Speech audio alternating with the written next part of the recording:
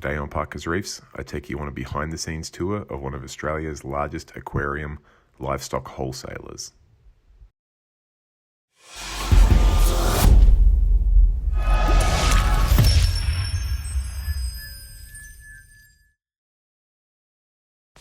So the other day I was at my local fish store when the owner there said, "I'm about to go handpick some fish. Would you like to come along and have a look at the wholesaler?"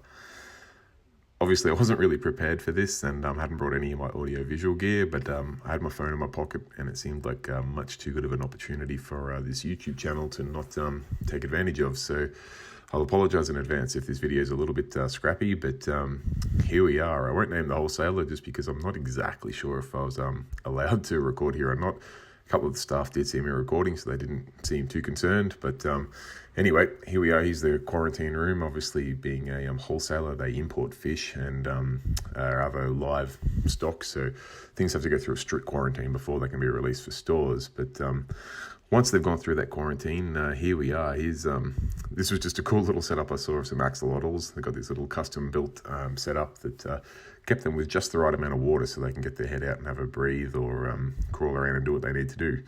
And yeah, there's a lot of them. I've never seen so many axolotls. But let's get on to some of the marine fish because that's what most of us are here to see.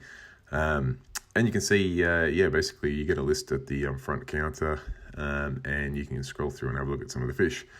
They've got pricings on that list and availability because obviously not everyone Australia-wide can come and handpick these things. Most stores are working off a list, so they'll get a list from this wholesaler and they'll go through and pick things and the wholesaler will pack them up and send them out to them. We were fortunate enough to be there in person and go through and hand select, but some of these fish have got hold written on them because they've already been sold, or maybe they're getting treatment or something done to them. They're not quite ready for sale yet. But you can see a whole variety here. They're not really, well, to my eye, they didn't appear to be sorted by any sort of logical pattern, unless maybe it's a pattern of the sort of water conditions or treatments they're getting done. But yeah, you can see some cool little PVC setups there to give some fish, some smaller fish, some space to hide and just so they can sort of de-stress a little bit, I guess. See a range of fish. There's some real small ones there. There's some a whole range of butterflies. And what do we got down here? Yeah, cool. We've got some stripies. I think they're damsels.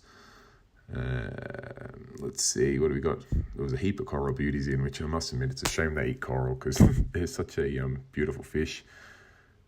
Some different ones. They use some names in this industry that I guess aren't the common names. Like the tang powder black is not a name that I know all that well, but it looks like, yeah, powder grey to me. And what have we got here? Some more coral beauties or some tanks. Oh yeah, there is a coral beauty in there. And then, oh, that's a beautiful angel, a chocolate tang, otherwise known as a poor man's gem. And everyone's favourite, an Ocellaris clownfish. No shortage of those guys. Lovely pearl skin angel there. Some more of our powder tangs, some flame angels. We come along here. Beautiful Moorish idols with another pearl scale. Wow, I've got my tongue twisted today. But those Moorish idols, normally they're a fish that's difficult to get eating, but those ones look so vibrant and happy and healthy. It's good to see. You see a bit of a clownfish hotel there, otherwise known as some PVC pipe glued together, but seems to do the trick. The fish go in there and hide out and just get a little bit of R&R. And what do we got down here? There was a sign there for a Queen Angel, but it had obviously already been sold. Some nice powder blues. Those guys probably looking a little bit thin, but yeah, all powder tanks can be a little bit tricky, and powder blues are no exception. All right, we've got some dotty backs. We've got some bicolor angels. Come down here to see some more dotty backs and some beautiful baby sail fins. After my trip to Sydney and taking photos of these guys, it actually has me almost to the point where I want to get one. Just they photograph so nicely. Some unicorn tangs there, some little juveniles, because those guys get massive. What else we got over here?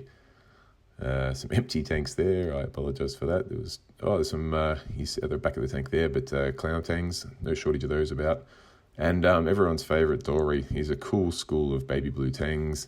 I doubt they would all live so happily and healthily together in a tank long term, but it's a sight to see about 20 baby blue tanks swimming around together, and I'm pretty sure we're going to grab a couple of those to bring back to the shop.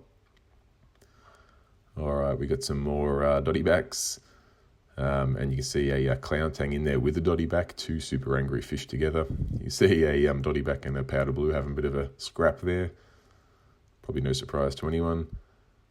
There's some more chromis and not sure what tang that is. It says some sort of surgeon tang, yeah. Orange shoulder, a slightly bigger blue tang. You can see some really happy and healthy cleaner wrasse, which is nice to see. Most of the time the cleaner wrasse are in tanks with larger fish, so they can feed off them, which is a great thing to see. And yeah, I love this one, a sailfin with his posse of chromis, even showing off his sail, but you see the chromis there just hanging out with him. They follow him around like it's their protector or something. Looks like another tang with some chromis. The sign there for Achilles, I unfortunately didn't get it on camera. We've got some hazardous fishes. We've got some lions. We've got some bicolor fox face, which these guys are really cool to see. Just the way they hang around, and there's one showing his spines there. Pretty striking fish. The black, yellow, and white combination, just you can see them from anywhere, and particularly when there's a dozen in a tank together, but even one off on their own in a tank just has a real presence. So there's some other bicolor rabbit fish, or fox face, if what you prefer. There's a secretive wrasse and a box fish supposedly in there. We've got some hooded fairy wrasse. Check out how small their little pipes are, and you can see a few little heads sticking out. They, the wrasse, I guess, with no sand in the tank, they need somewhere to hide, and those little tubes are doing the trick. This is cool. It's a leafy filefish. It's not something I've seen before. He just looks like he needs a shave. He's a decent sized unit. He'd be like the size of, a relatively old child's hand. You see, I think it's a Spanish hog there. Cool looking dude, yellow and purple coloration. Some other wrasse. What do we got here? More hogfish. There's a coral hogfish and a secretive wrasse, which has just swum out to say hi to us and now darted back off into his pipe.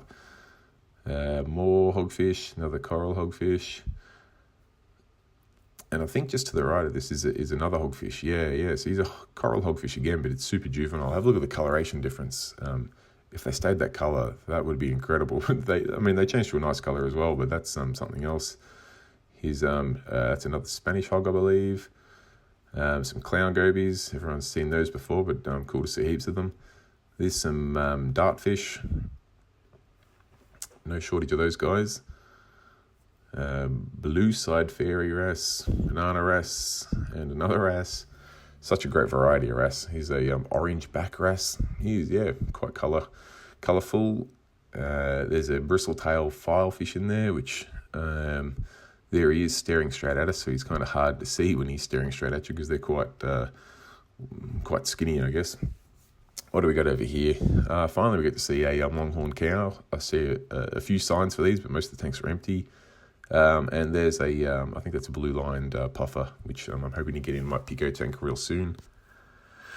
Got a yellow tang in there with a whole heap of wrasse. That's a colourful tank. These guys are active too. They weren't hiding in their hotel much at all.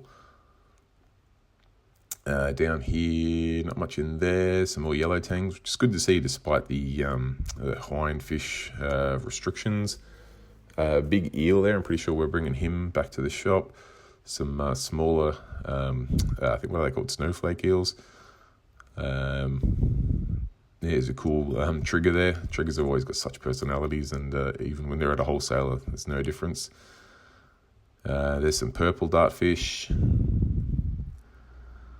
We got here a flasher wrasse, super bright too. Bearing in mind that there's like no lights over these tanks, and these guys are just lit up by the UV, not the UV, the T5, T8 white lights in the building.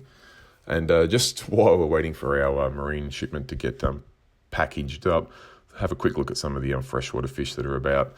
I can't tell you anything about these, even less than I can tell you about the marine fish, but this facility is huge, and probably only 10 to 15% of it, or maybe even less, is marine. Their main side of the business really is freshwater stuff, including fish and plants and betas, and we saw the axolotls before, but have an absolutely massive range of freshwater stuff. So it would seem silly not to film a bit of it while we're here, but I guess it'll give us a good background while we waited for our order to get packed. So essentially, the store I was with handpicked out a number of fish. They go back up to the front, show them on the order form the fish they want. They pay for them, or it gets added to their account, and then the staff went off and bagged up those fish for us. Normally, obviously, for other stores, they would get then packaged up to be posted off. But as we were within driving range, they packed them up for us to take that day, which is really cool. So we get to walk around and see all the fish, point out the ones we want, and have them bagged up and return back the next day. So, well, that day, I should say. So let's give you a little bit more footage here. This is some of the area where they package the fish up. You can see the benches there. They've got all the medical grade oxygen and the bagging machines there. So yeah, they bagged up our order, and we took them out to the car. And if you'll see here in a second, I cracked open that box, and we can see the sort of fish that we got. So this is an Achilles tang that we saw earlier on. He's only a juvenile, but he's feisty and nice and bright coloured. Yeah, cool little fish. He's obviously going to need to go in a big tank. And speaking of little fish, we did get one of those little baby blue tangs. Maybe a few of them actually, but here's one. This guy's looking a little bit scared. He's hiding in the corner. But yeah, that pretty well sums up our tour of the Wholesaler. I hope you enjoyed it. I apologise that it was a bit of a slapped together video, but it was too good of an opportunity to pass up, to not share the experience with you guys here on YouTube. So if you have any constructive feedback, put in the comments below. But otherwise, keep reefing. Cheers.